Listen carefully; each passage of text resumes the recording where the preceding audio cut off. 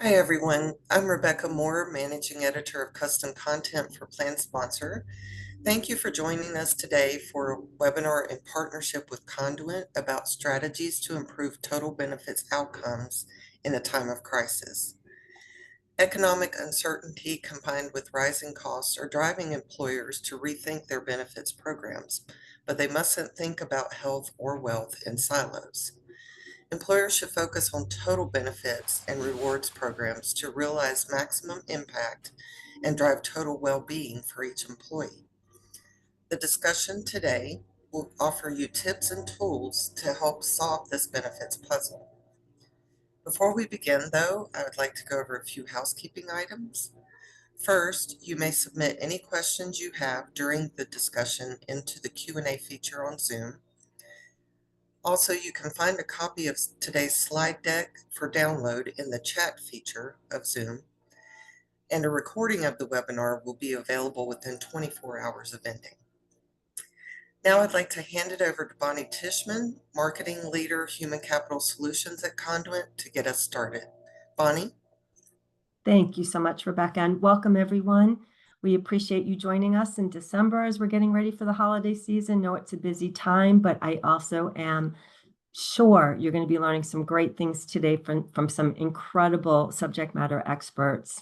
And just to get us started, for those of you who are not familiar with Conduent, essentially we've been a BPO provider for 35 years, actually 40 years in the benefits business, and our key business is focusing on enhancing customer experiences, human experiences, employee experiences, and the administration that goes on behind it, and then business operations, so things like finance and accounting, integrated payments, et cetera. So making sure that the front end and the back end work well together.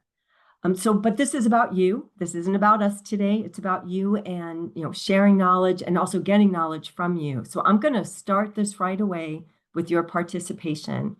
And we're going to ask for you to give us some insight. So we want to make sure that we're covering what you want to hear about. So we're going to launch a poll. And essentially in this poll, we need to know what's keeping you up at night. What are those things that you're thinking about right now as you're planning for next year, you don't know how to tackle, and you can pick all that apply, but we really want to know what you're thinking about today. And Rebecca, are you launching the poll? There you go. Perfect. So we'll give this a couple of seconds. And I guess I'm just going to ask any of my panelists. Any of these you bet will be a top challenge amongst our audience? Any bets here? I'm going to say managing costs, although I think attracting and retaining talent in this environment is probably right up there. All right. Abby's got his vote. Where'd we go? Well, look at that. Managing costs is up there, but well-being's top of mind for sure.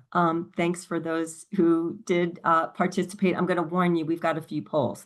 We want to make sure that you're participating, but also that we're also hearing from you again, so we could adjust our content to make sure we're covering what's important to you. So this is great because these are definitely some topics that we're going to be covering today.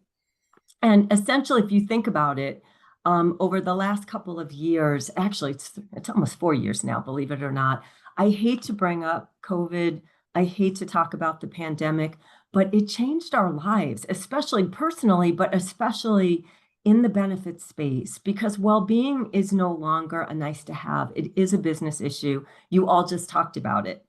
Money and economic stress. Look at this. The first two that I'm even talking about, money and economic stress. They're mounting. People are struggling, individually and as well as, companies as well. And we're also just overall, we need to be digital. We need to manage through complexities in the workplace. People want every experience to be about them, and they want to work for companies that have a culture that does respect who they are, that acknowledges who they are, that, does offer them the kind of flexibility to be individuals. So essentially what we're going to do today, I'll say again, I've got this powerhouse group of panelists who's going to bring a lot of insight to you today. So we're going to cover some of these major trends. We're going to talk about the financial side and the anxiety in terms of wellness, retirement readiness. We're going to talk about individual health and wellness and just even mental wellness, right? There's a lot of stress out there. How are people dealing with it? What are organizations doing? What do they need to do to optimize costs, to reduce risks, and to future-proof, because we're constantly changing? And then the workplace has changed. We've got so many more contingent workers. We've got people working remotely. The whole dynamic and model of how we manage this workforce has changed. How do we adapt? How do we drive the right kind of benefits outcomes for this new workforce model? So that's what we're going to cover today. And again, let me just take a second to let you know who you're going to be talking with today. We've got Abby Leibowitz, number one, and thank you, Abby, for putting it out there in terms of, I guess you win $1 or something for having the right poll answer. He will be really covering, really about health. You'll see his background, and you could talk a little bit more about yourself, Abby, when we get to your section. Richard McAvoy, Athene, great experience in terms of pension risk transfer, et cetera. Tracy Stahl, Chief Operating Officer of Schwab. I've got John Larson here with me. John is kind of my partner in crime in our benefit space. He's an incredible leader for Conduent. And I'm Bonnie Tishman. I lead marketing for Conduent. So I'm going to dive in. I want to make sure that we have a lot of time for these experts. And Tracy, I'm going to be starting with you. So for each of these sections, I have some stats and facts, and I know you have a lot of them too. Schwab's great at doing some primary research as well. But I just talked about financial anxiety, economic stress, et cetera. It has truly reached an all-time high. It keeps getting higher. Cost of living keeps going up. So, from your perspective and from Schwab's perspective, of course, as well, as you bring your experience, what kinds of programs, what kinds of strategies, what are you seeing in the marketplace that you can share with our participants so they could be thinking differently as they construct their programs for next year? Thanks, Bonnie. Hello, everyone. It's great to speak with all of you today. I hope your day is going really well. So, Bonnie, thank you for the question. What's really nice is that Schwab just completed a fresh participant study just a few months ago this summer. And what's really great about the information we received, it was a little bit more positive than we had expected. So a few points I'll bring out as it relates specifically to financial health, the question at hand. So most plan participants answered that they are doing financially well. However, fewer are saying that they're doing very good as opposed to that pretty good category. Number two, 78% did say, yes, I am impacted by inflation, market volatility, and economic conditions. And three, and this I think is good news for employers in the respect of, for most participants, they said even though they have a heightened financial stress, that even if it's present, it isn't currently impacting their ability to do their job. One other item of note is that whatever savings adjustments they are making, we are not seeing it at Schwab that they are taking that savings away from their current retirement deferral rate or savings into the plans, which is great news. So to your point, Bonnie, what can plan sponsors do to further that employee security and confidence, continue to get results like that, really work on their financial health, and really have that planning and strategy to attain their financial goals? And our studies continue to show the power of professional advice. Confidence in workers' ability to really make those 401k and retirement decisions increases with the help of a financial professional. In fact, our studies show that it nearly doubles when an individual has that professional advice. What's always also interesting to note is that with our Gen Z category, the youngest of the group, our studies show that 62% of them believe that their financial situation warrants professional advice more than any other generation. And so what I think is also interesting across generations, when you're talking about that financial advice, all generations agree that they continue to follow and appreciate that financial advice from a human as opposed to computer-generated advice. They're using some of the computer-generated advice, but when you ask the straight-up question, which do you prefer? All generations are saying they still want that human impact. So just in short, to close out that question, Really the power of professional advice is one very significant, it's certainly not the only, but one very significant way that we're seeing drives that employee security and confidence with respect to their financial health. You know, I have to say one thing, Tracy, to the live perspective that you just shared, because we also did a study last year or early this year on experience. And we found that it was close to 90% of employees still wanted to talk to a live person when it was something important, not change my password, but they still really had that confidence. And in cases, it was okay if maybe it was an email or chat, but they wanted that one-to-one connection. So everyone who is participating, think about that. We want to automate, we want generative AI, we want digital experiences, but there is a time and place for that connection. So thank you for thank you for validating what we're finding in the market as well. That younger generation only wants to do the computer, but our statistics and the answers they provide us is not that. They still want that human. Yeah, any participants, anything else that you would add? Because I'm going to switch over to, I have a specific question for Richard, but anything else on advice? Yeah, I would just say that, you know, dealing with health issues, and I'm sorry, John, I think you were go ahead. Yeah. Dealing with health issues, we find the same thing, that while people want, they want access to information and tools anywhere, anytime. That's absolutely true. But when it comes to a true health issue, nothing replaces the ability to talk to somebody that understands what's going on and can help you through the problem. That's great. Thank you. And John? Yeah, I think there's just an overall understanding, I think, through the tools and solutions that we have made available to participants, that if you're not an expert in something, you want to talk to somebody who is.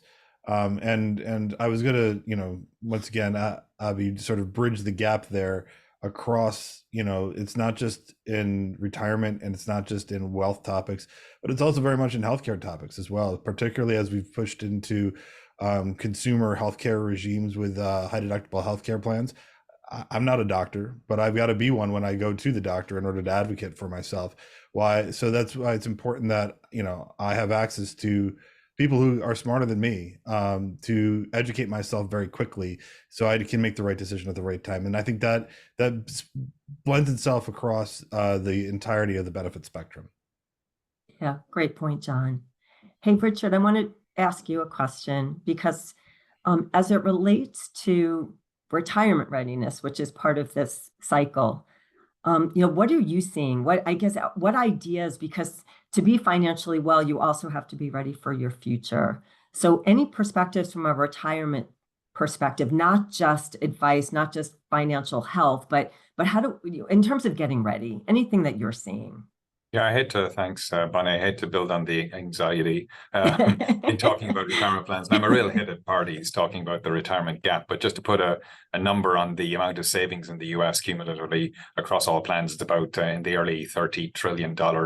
And that's short of about the early $40 trillion that's actually required. So there's across the US, a $10 trillion retirement problem, and understandable that's generating a lot of anxiety. You know, some of the top anxieties in terms of retirement planning relate to the fear about living assets and also volatility in the markets. DC plans for decades have been, you know, the predominant retirement plan for the US, and that's had an evolution from, I'll call it DC 1.0, which entails sort of static investment policy, and that did a great job of democratizing participation in the investment markets and creating wealth and capital across the US. And then that evolved over the last 10 years to incorporation of glide paths as a default option, auto escalation and enrollment. And these were great mechanisms to get people to save more through 401k and similar plans. Look into the future in terms of solving this $3 trillion gap problem. We see a kind of a DC 3.0. Because when you look under the hood of DC plans, they're not perfect. They're underserved, I'd say, relative to other institutional pools because they have a very low allocation to alternative assets, for example. And now they're also trying to figure out the outliving assets problem through putting annuities into DC plans. And I'll just spend a minute on each of these. Alternatives in DC plans, it's a whopping 1% right now versus 20, 30, 40% in other institutional pools.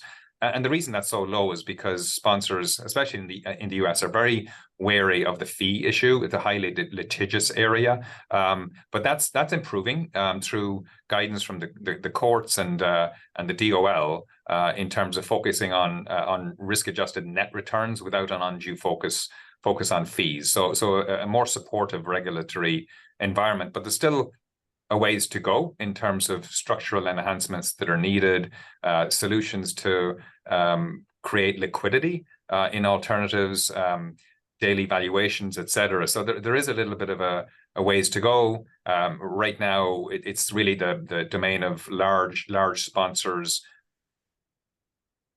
incorporating alternatives into their glide path and managed solutions. But I'm certainly hoping that it's going to become more expensive over time. And the second piece I mentioned is annuities. One of the toughest problems, maybe the toughest problems in finance, is trying to figure out how to spend your assets in retirement, how to spend them down. And there's a big need for annuities right across the board, but particularly in 401k plans. And historically, there hasn't been a great deal of guidance or safe harbors, but that has changed under the recent Secure Act in 2019 and the update in 2022. So we now have safe harbor guidance in terms of how to evaluate cost and carriers on other criteria. And so I think, that's a pretty positive development. But similar to alternatives, you have issues with portability. You've got to think through product design, because there's all kinds of designs out there. So many record keepers who are key to this whole puzzle are taking a kind of a wait and see approach to see, what solution sort of wins out. But I do anticipate this is going to snowball over time. We're going to see the next decade as the golden age of annuities, as given that we're seeing rising rates, aging demographics, et cetera. So in each of these areas, alternatives and annuities, I'm more optimistic now. It will be slow going, but I think we're going to see these plans improve over time. I wanted to spend just a minute as well, given that I'm an actuary by background, talking about DB plans, because while DC plans are struggling to think through how do I improve my institutional investment allocation, how do I incorporate annuities, well, many sponsors actually have DB plans sitting under their noses that do this very well. IBM is a great case study recently that actually reopened their plan, recognizing how effective DB plans can actually be. And I think that's a positive development. Not everybody will do this, but DC plans are, they're not perfect. They're one of the three legs in the stool of retirement security. And so I think this recent development in terms of what IBM has done is very positive, and we may see it from others. So a more balanced approach, I think, thinking through, how to plug this retirement gap is going to be good for everybody. So a lot going on and a lot to think about there, Bonnie, but just let me stop there and see. I don't know if Tracy or others have comments or additions to all of that. Yes, Richard, I'll just comment on your piece on annuities. Whether it's annuities, ESG funds, thematic investing, whatever it might be with existing lineups in a typical 401k plan, we're having lots of conversations with our plan sponsors and their consultants about what makes sense for that core lineup and what makes sense for something through brokerage and what even makes sense in that regard with out of plan solutions. So there's a host of out of plan or in plan. So those are the types of conversations we have with our plan sponsors and consultants. And while those conversations are occurring, not a lot of adoption in the exact 401k plan. There could be going forward, but it's just good that there's conversation. They're learning, understanding whether it makes sense for them. And oftentimes, if they're not comfortable with the decision or they're not comfortable with any type of flexibility that might be in there, they may think about doing something in the plan like brokerage or some of the out of plan solutions that are typically in that annuity category. So similar to what you're saying, and we'll see how the trends go in the next decade. Yeah, I'd just add, I think there's also, conversations that are occurring in our client base, particularly around the utilization of cash balance plans, as a sort of hybrid option between the defined contribution and the defined benefit, to really bring that back as a supplemental option, to help workers, and employees have an opportunity to really plug the gaps, Richard, that you highlighted in the retirement spectrum as well. So I think there's just a lot of different opportunities for employers to think about their overall plan design, and how, what they're bringing to the table in order to attract and retain those resources that are critical to their business success as well.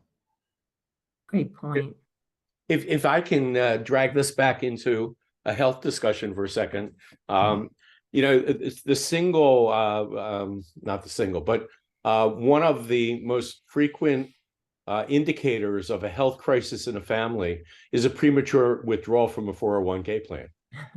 And as people who sit on the side of trying to influence, impact, and help individuals dealing with a health crisis, any connection between what's going on the financial environment for that family, for that individual, is a marker for what could well be going on the health side of things. So the link between finances and health is obvious and very strong. That's such a great point. So participants, we want to hear from you again. Can we see the next poll? Wonderful. So again, check all that apply, but what are you doing? And what are you doing, or what do you plan to implement to start to drive more financial wellness across your organization? And we'll give you a couple of seconds. Anyone willing to have a guess here? There are a couple of things here we didn't talk about. Things like emergency funds, student loans, the whole student loan thing. That seems to be changing every single day, but it's a crisis in and of itself, for sure. I hear more, that second to last one, just, not to bring up just the whole annuity thing, but just like lifetime guaranteed income. I've been hearing that term a lot come up lately. So, having a combo of risk and reward. Do we have enough answers to close it? I guess we do. So the budgeting tools, coaching and advisory. Yep, that makes sense. Any surprises here? I think those are probably pretty obvious. I think those are good. All right. Thank you for your participation. I know we've been talking a little bit about health along the way, but I'd like to put a little bit more focus there with you, Abhi. So again, I hate to call it another crisis, but we already are. So, and I hate to bring up COVID again, but I'm going to. There were so many people that delayed just their routine exams for a year or two. We saw substance abuse issues rise. Now we're seeing healthcare costs go up again, and just overall medical plan costs are going up again. There's so much going on. And as you're seeing, people are withdrawing money from their 401ks to pay for health expenses. We're seeing that, and that was a really great point. We're seeing that be one of the biggest spend and one of the biggest concern areas, across our economy, especially here, in the States. So, what kinds of I guess, suggestions, what kinds of trends, what are you seeing that can help, bring the anxiety down, bring health back up, and, just really drive wellness throughout organizations? Well, coming out I know it's a of big question, lots of answers. coming out of the pandemic, as we more or less return to normal, we see several trends that I think are here to stay. The first is there's no question that the level of anxiety, depression in the population, triggered by everything from the news to the isolation of the pandemic and the general sense of anxiety about life these days.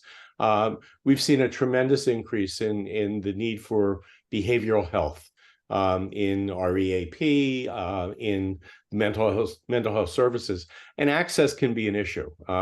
In healthcare, the dynamic is that access is an issue all across the board, and the difficulty of getting to the right care at an opportune time is often critical, but tremendously difficult for the individual to cope with. It's one of the most common asks at Health Advocate is help me get an appointment, help me find a doctor, and help me get an appointment.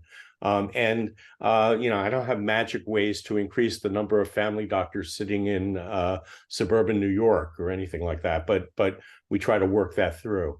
The other side of it, of course, is cost. That healthcare costs continue to rise, and employers largely have taken the approach of doing what I refer to as obstacle or barrier plans, where it costs more, the network is narrower, you've got to go through prior approvals and things that put obstacles in the way of getting to care. I think we're going to see that swing back the other way. I think that ultimately there will be plan designs that will be restrictive in the sense that there'll be more limited networks, but less restrictive in the sense that they'll have pre-certification requirements and things that truly limit access. So we're starting to see some of that in some of the markets with employer direct contracting and with some of the new models of healthcare plans that are springing up across the country. So it's helping people get access to the care they need. That's the challenge. Cost is an obstacle. The process is sometimes an obstacle. And the truth is that healthcare is confusing and you need somebody to help you. Yeah, great point. I just added, I think also recent developments on exposing the costs of healthcare as well in the market. There's, new tools and solutions that are coming online that allow us to be more educated consumers and understand what the true cost of healthcare is. Really is an opportunity for plan sponsors to improve the overall outcomes for their people as well. Getting access to that understanding lets us make the right decision, the right choice that's going to be the most impactful for our own health, but not only for our own health, but also for our own financial health as well. And once again, driving these topics, we tend to think of them very much in silos, but they are very much, financial, physical health is all very much an interrelated topic, even into the mental health topics, Avi, that you had brought up as well. If you're struggling financially, you're more likely to be struggling on, from a mental health perspective as well, that added stress in your life. So it's all just sort of an interrelated conversation that happens whether we're aware of it or not. No, John, you're absolutely right. I think if you look at the employer's focus on the work site, and to the extent that you're either on site or not on site, you still have the workforce that is the company, if you will. Employers are very much focused on the well-being and nurturing of that workforce. And in today's world, that involves a lot of opportunities to impress upon people the importance of paying attention to their health. I mean, that's what it comes down to. We have a wonderful wellness program at Health Advocate. We love the program. I always talk to people, though, that wellness and well-being programs have two aspects. There's fluffy, and I don't mean this, in a disparaging way, but they're the competitions, the incentives, and the things that encourage people to pay attention. It's like, slap your face to just wake up. But then there's substantive. And the substantive is that when you're dealing with a chronic illness, if you're a person with high blood pressure, I guarantee you that losing weight, exercising, stopping tobacco will contribute to your well-being. And so there's this tie between I'm concerned about my workforce and the well-being of my workforce. I'm also trying to look at how a healthy workforce contributes to the success of my company, because I know that on the other side, individuals that pay better attention to their health generally have lower medical costs. So it's a totally integrated solution. You can't separate out and say, well, we'll focus on well-being on Tuesday and we'll focus on other things on Wednesday. It has to be part of the culture of health that you build within an organization. Yeah, and as you can see on this slide, good news is that 89% of the C-suite say that well-being is a top priority. So we're seeing more and more programs get approval at the highest levels. And also that organizations, HR benefits leaders, 90% of them, that was, and this is from our study that we did, as I said, late last year, early in first quarter of this past year, that's where they've been focused. That was the top program, was across benefits, total rewards, and wellness. So again, still trying to drive the right kinds of programs. And, I guess two things I would add, a little bit to what you were saying, John, is we're starting to see, I know it started because of legal compliance with transparency, but we're also seeing that type of offering. You were talking about tools, but shopping, like medical shoppers, we're seeing more tools that, actually help that participant when they're in a doctor's office make the right decisions, because it is expensive. And, you think it's going to just be the surgery, but what about the anesthesia? What about like all the assessments you have to do before, the rehab afterwards? Once you see the total bill, it changes enormously, and not all insurance providers cover all of it. So being able to see that, before you make a decision on what that procedure is. And Abhi, I know your team, we've worked with you forever. It's got to be over 10 years. You have this great practice on helping people navigate through that and helping them make those right decisions. And we're really happy that Conduent's been a great partner of Health Advocates over all these years, and we've actually renewed that relationship and structured programs that are more consistent with how people access care and what health benefits like today. So that's a great opportunity to move this discussion forward. But it's complicated. It's hard to be a patient in the system. And when you add the stress of dealing with an illness, whether it's in yourself or your family member, it becomes an almost impossible task to manage without some help. Agreed. Anyone else have anything to add before I go to the poll? Nope, we're good. All right, team, it's on you again. We'd like to hear from you. What have you been implementing? What do you plan to implement as it relates to health and wellness? I'll give you a couple of seconds here. Yeah, we didn't talk about high deductible and low deductible. Really what we mean there, for those of you, is that high deductible plans had been the craze for, good 10 years now, but we're starting to see more organizations offer both again, because for some people, there's not a benefit to them.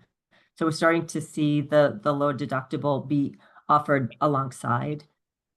And the high deductible plans are, I think, once again, an opportunity to bridge that financial and healthcare topic, right? With the introduction of the health savings account in between there, that can be used for their healthcare account or as a 401k, as a retirement savings vehicle. So, I think once again, there's a lot of interconnectedness of these decisions. My gut says, the high deductible, low deductible has been, will continue to be the center of the conversation here in offering the optionality and affordability that many populations are looking for. Great point, John. All right. And look at that. We're seeing the high deductible, low deductible is our high, equal with educational and decision support tools, as well as targeted communications. I don't think there's any surprises here. All right. Thank you. All right, moving on. All right, we've been talking about health and wealth. This is still all relevant. But let's talk about the plan sponsor now, just in terms of their ecosystem, their infrastructure. John, I'm going to turn to you on this one. I mean, so to deliver everything that we're saying, the integration across these programs, I believe, and I know you believe, but I believe that we have to look at the whole ecosystem differently. And because a lot of what we've been doing in the past just hasn't been working. I know you and I've talked about this. If you have multiple systems, if people can't make the right decisions, they don't. And then that's why we are where we are. What are you seeing? What kinds of recommendations? What do we need to transform, and what's reasonable over the next year or two to get where we need to go, just from a whole delivery model, a support system, an ecosystem? What are your perspectives here? Yeah, I think it's really looking at the overall value that your benefits organization is bringing to your employees and to you as an employer in sponsoring. These benefits are not cheap.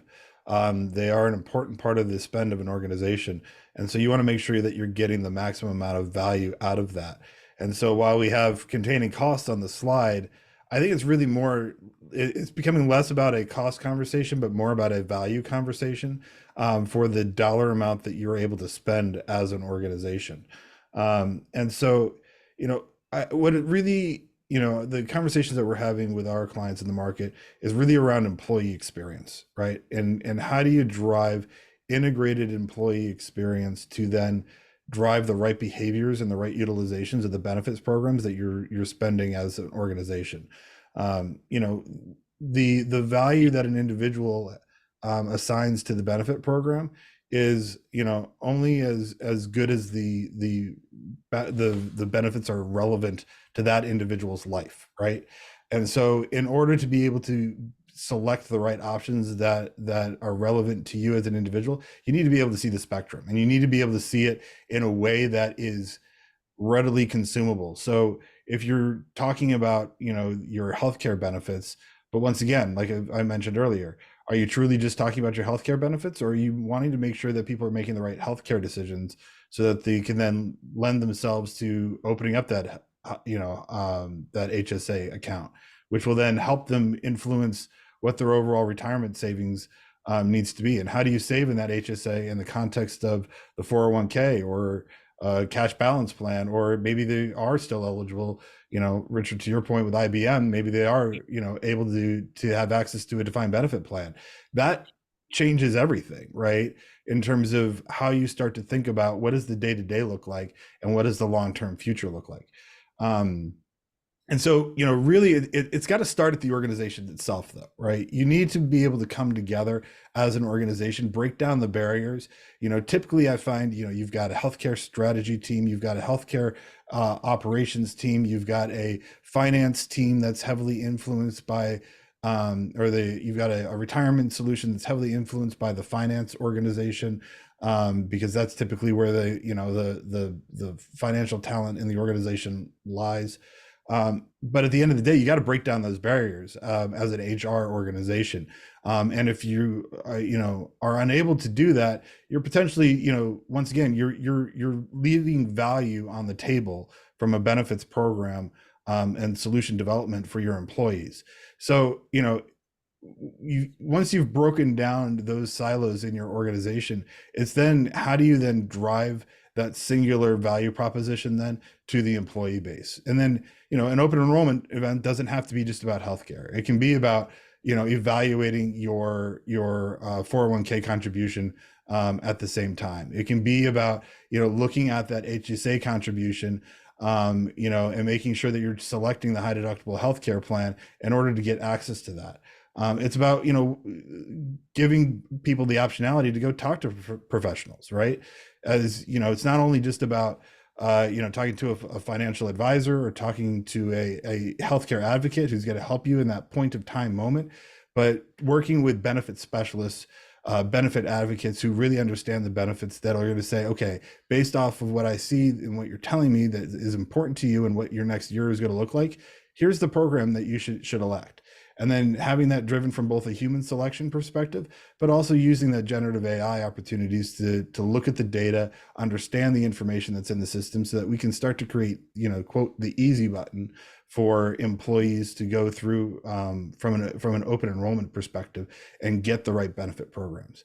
And then, finally, I'll just maybe end and talk a little bit about voluntary benefits, because it's often an underutilized, underlooked at portion of an overall benefits offering, but making sure that there are life insurance options that can be critical to an employee base, long-term disability options for your organization, helping to create some of this automatic planning for employees through a voluntary benefits program can really elevate the value, once again, of that benefits offering to the employee in a very substantial and meaningful way.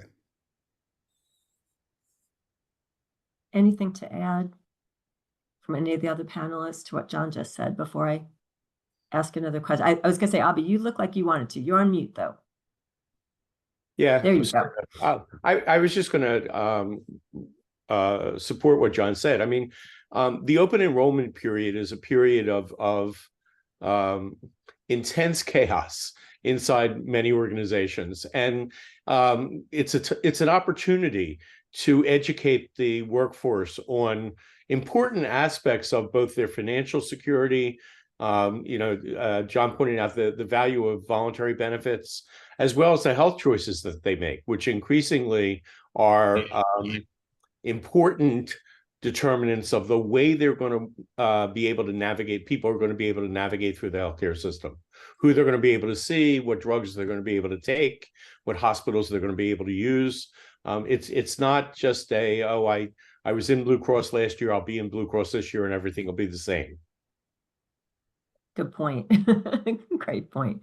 All right. I'm actually going to address experience a little more deeply in about 30 seconds, but just wanted to put out there, if you remember on our poll, cost was still an issue and top of mind for our audience.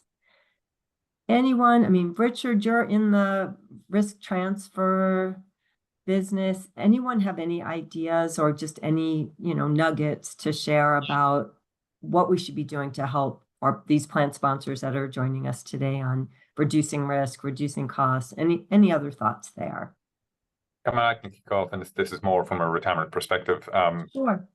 But cost and risk are inextricably linked, and one way to think about how to embrace the future is to look at your obligations and think about how much of them are legacy obligations and how to deal with them. So, especially with scant resources in the pension space, we're finding more and more sponsors now that they've fully funded pension plans are looking to offload their legacy obligations so that they can really, like I said, focus on the future and not necessarily be distracted from the legacy of the past, be that related to risk management or operational administrative considerations.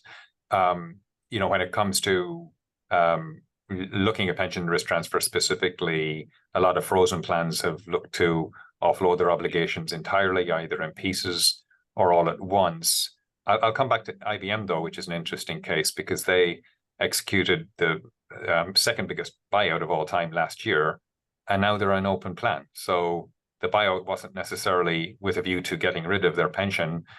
Quite the contrary. It may have enabled them better to manage their pension risk.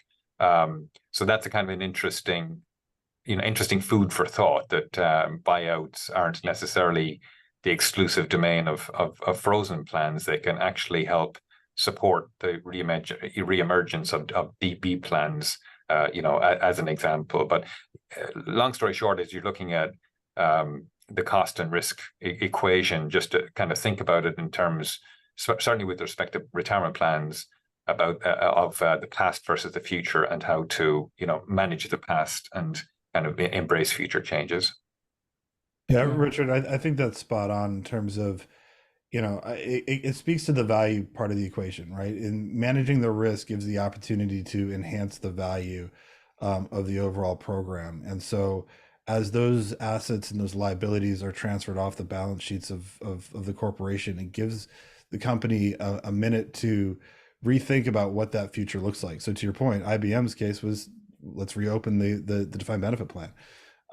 As a retirement professional in the industry, I would love to see more defined benefit plans reopen because I think it really gives folks the greatest opportunity for retirement success in driving a professional asset management program that most will not have access to, and it just gives plan sponsors the opportunity to say, what is the right program for my people? And to evaluate that on a very proactive basis, given the newly found freedom of no longer having those liabilities on your balance sheet. Great point, John. All right, so now I'm going to go to the other side and go back to what you were first talking about, John. So experience. And we have clients today, and probably many of you on this webcast today, just say, I need a better experience. and not necessarily even thinking about cost or, but there is that balance equation, right? You have to make the investment, but you also have to figure out how you're going to fulfill that investment with some type of an outcome. And in our study, we did find that experience impacts loyalty and overall experience with the company, which with so many social platforms out there, people having good experience is good for your brand as well. And we're also seeing that companies are spending more on experience, and that 89% at least need to maintain or spend more on their technology budgets in this upcoming year. So Tracy, I'm going to go back to you. Just thinking about experience, from a whether it's a financial perspective, an employee perspective, but what are you seeing today? What are you seeing in the market? What recommendations do you have? Bonnie, thank you. On experience and engagement, people typically think about that and think, gosh, is there going to be a cost? What do I have to do for that? But there are a host of things you can do that are not going to entail a cost, but have huge benefit. So a couple outlining statements that I think will align with what John and others have said. We know and have seen that the highest level of experience and engagement is going to be when someone is getting personalized communications. We know that. We know that multi-touch, multi-channel communication is significant. Who does not like a reminder, right? We are very busy. We want that. And we want it in different ways, an email, a text, however that might be. But then also simplicity. And we think about automatic enrollment in 401k plans, and that's great. But when you're going through an easy enrollment or any type of enrollment, it could be healthcare, the least amount of questions that you can ask someone to get through that enrollment process is going to be your highest success rate. So we're even doing on our side, how can we make our easy enrollment like 1-2 questions and get them in? Just simplistic. So just always looking at ways, whether it's healthcare or on the retirement side, the least amount of questions for the biggest impact, and you're going to get those answers. But other things you can do outside of those that I think are well known is just to, further that experience culture by doing a few, what may seem like unique things, but also simplistic, natural moments of engagement. So something simple like I'm on the 401k website and I'm doing a rebalance or a transfer. On that page, instead of just having it on the home page, can you have a link to an advice consultation?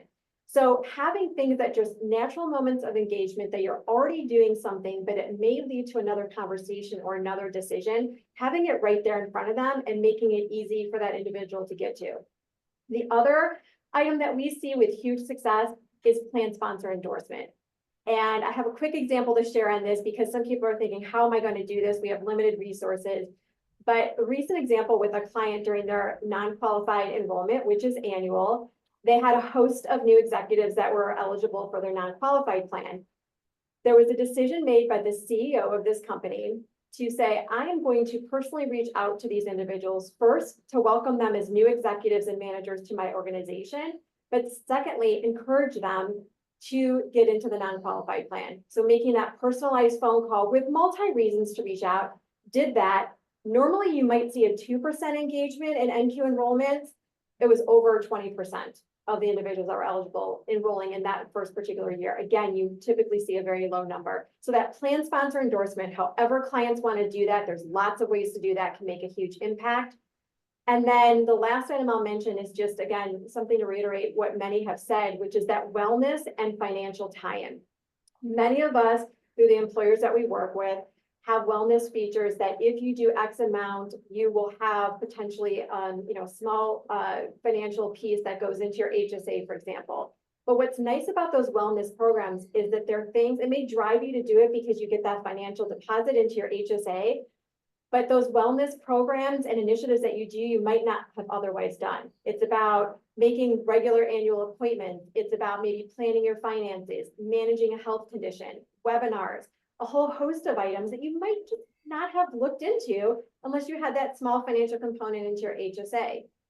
And then the last thing I'll mention, and we've seen huge success with this as well, is not just joining an ERG within your organization, but maybe promoting things through that ERG, because we know that communities engage higher if an item, whether it's healthcare, retirement related, is presented by their community or maybe even an ally of that community, because it's a comfortable environment and the content is going to be similar as if you did it across everyone, But when you do it through the ERG, we tend to see higher success rates and more of a comfort level in making some of those decisions.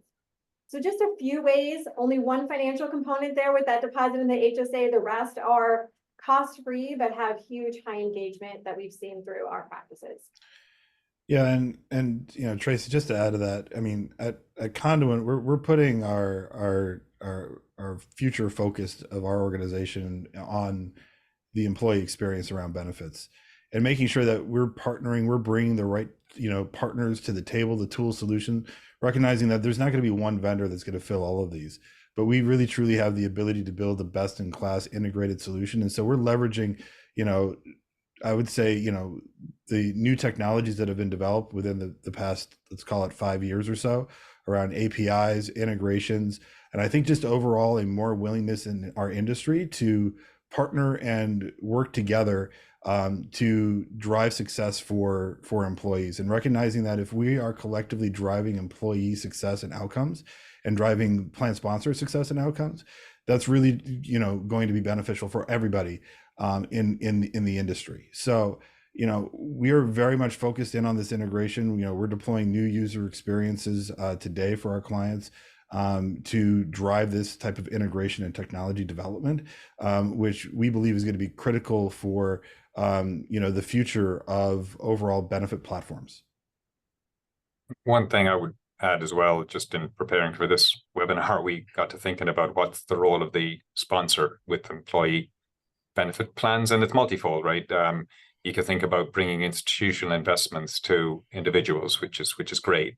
Longevity pooling, managing behavioral economics with things like auto escalation and enrollment.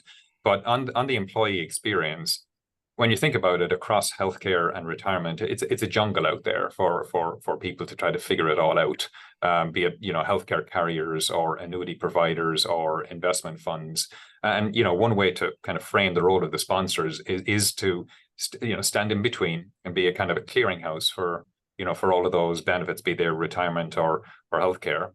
John mentioned an easy button earlier, and I think that's, you know, that's really part of the employer's role, right? Is to make it easy for employees to do what they can't do on their own, and sort of standing between that jungle of a market across these various benefits, you know, and the employees. I think it's a critical role that the sponsor can play. Those are great ads, Richard. All right, I'm going to move to the next topic, but we can continue if there's more experience, because this really all comes into play.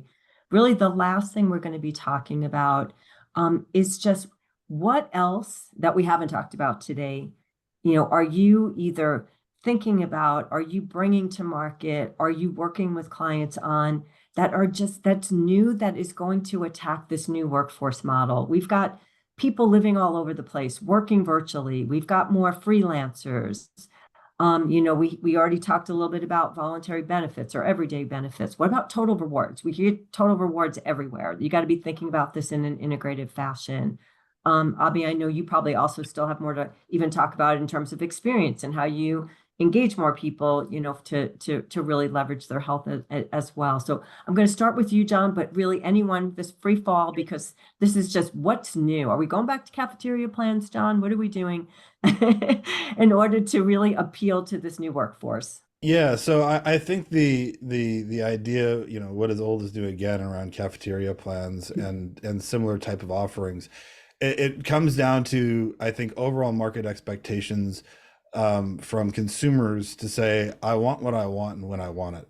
And I will, you know, I'm used to getting my way as a consumer, and I'm taking that same thought process demand into the workforce and saying, I want my own benefit program that's meaningful towards me. And so, you know, the cafeteria plan type of model really supports that type of consumerism that we all, you know, experience in our own daily lives. So, you know, we've continued to have conversations with clients around that type of optionality. How do you drive the experience around that type of optionality so that it doesn't become overwhelming? You know, here's your long list of solutions, figure it out yourself, employee, to, you know, have that be much more of a data-driven conversation, a data-driven experience, to provide optionality without being overwhelming. The other thing I really want to hit on, Bonnie, was your comment around total rewards planning. We talked a little bit about open enrollment experiences. From a total rewards perspective, I think we're used to, seeing these sort of static, here's a printout, we're going to send you a mailing of your total compensation statement. And employers had typically used these as a way to show employees, well, you're more than just your salary, right? But to be fair, that's what the employees feel, right? So it's a nice to have, right? And I think it's an excellent employee engagement tool solution. But as everybody else is their individual, they're looking at their employers, what have you done for me lately? Just as much as the employers have looked at the employees to say, what have you done for me lately as well? It is an opportunity to address that dichotomy and that interaction between employer and employee. And ultimately, you can start to think about, seasonality in your organization, right? Open enrollment is a great time to engage your employees, but we could just as easily start to create total reward season as well, right? To be able to launch these platforms, to launch these solutions, and then have them being driven as a technology-driven solution, i.e. your total reward compensation statement updates on a regular basis. If you've got compensation, you've got payroll questions, you've got other things that are going on in your life, you can use these total rewards platforms and technology experiences now to create a whole nother separate engagement model. Maybe this is happening around, the season in which you're going through your performance reviews, right? And then you're also thinking about compensation. You're also thinking about, all of the other benefits that you may have. And it gives you an opportunity to create another major engagement point with your employees to drive that conversation. That's the most critical part about it, right? Is that if you can create sort of this standardization of employee engagement where everybody is talking about it in an organization, you're going to drive a lot more success in people ultimately engaging with the solutions that you're offering as a benefit solution. Makes sense. Any other input from any other panelists? I was I- gonna I- make one go quick ahead. I'm comment. sorry. We were talking about cash balance earlier, and I wanted to just make a mention of that we are seeing that as well too, as really a very high growing retirement plan option, more likely with your professional services group, but it's all in the vein of attracting and retaining, your workforce to the extent possible. There's a ton of key benefits to it. It helps that competitive landscape, and it really helps those higher paid participants that are hitting limits. But we've had probably more cash balance conversations in the last 2 to 3 years than maybe 10 years prior. And that also, I would say, just one other quick note, in the same vein, non-qualified plans. Clients who have never had a non-qualified plan asking those same questions. Should I have one? Does it make sense for my organization? Do I need one? Because as they're hiring individuals that would be eligible for one, they're hearing, well, I had one here. You don't have one yet at this organization. So just a lot of other options outside of your traditional 401k plan. Abhi? Well, there was a question that came in about whether Yes. things are ever going to go back to the way that they are. I don't think that they are. Healthcare is expensive. You have to realize that what we've done today with what we're calling high deductible plans is marry a savings account to a deductible, and to the extent that they match up, and certainly Tracy and keep me honest here, but to the extent that they match up, the deductible is funded by the amount that either the individual or the individual and the employer can contribute to that plan. But what you're buying is insurance that covers less. I mean, that's really what it is. 50% of Americans do not spend $500 a year in healthcare, total cost, all in. So when you look at what's going on, you're insuring yourself against a very expensive possibility, because the overwhelming likelihood is that if you're healthy, if you're fairly young, you're not going to spend a lot of money in healthcare. But when you get to cross that boundary from being a happy observer to a patient in the system, it gets very expensive. And having the financial wherewithal to cope with that is vitally important. One of the things employers can do best is better educate their workforce about the value of things like a health savings account, tied to their deductible, and making contributions to a 401k, and preparing themselves financially to the extent that they're able for the possibility of what could be down the road. Yeah, thank you for answering that. That was going to be my question to you, that we had a Q&A question. So we are 1 minute to the top of the hour. Want to be respectful for time, participants. Any closing remarks? Anyone want to talk about generative AI? Because that was the question I had for all of you. You don't have to, but just throwing it out there before we close. Anything you think we didn't cover today as it relates to financial wellness, health and wellness, cost, experience, etc. Yeah, I'd just add, Bonnie, on generative AI, it's certainly the topic of the day. I don't think I get to go to a client conversation where it doesn't come up. That being said, I think as we look to the deployment of generative AI, I think it's important to note that we really need to look at what's the outcome we're trying to drive from deploying it. And also, what are the training models and the underlying data that's being used to train the generative AI. I think there's a lot of opportunity for us to drive positive participant outcomes. Like I said, leveraging underlying healthcare data, financial data to help folks get the right benefits package for them. But at the same time, we want to be cognizant of how that data is being used elsewhere throughout that generative AI and understand the future implications of that as well. Good advice. I would agree. Thank you, John. All right. I know we're at time. Rebecca, any closing remarks? If I could get my video to work. No closing remarks about this because you guys were very thorough and a lot of good information here.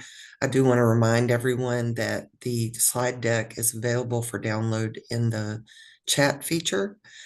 And thank you to all the panelists. A great discussion. I'd like to talk to some of you more about the IBM situation and cash balance plans. I'm very pro pension myself.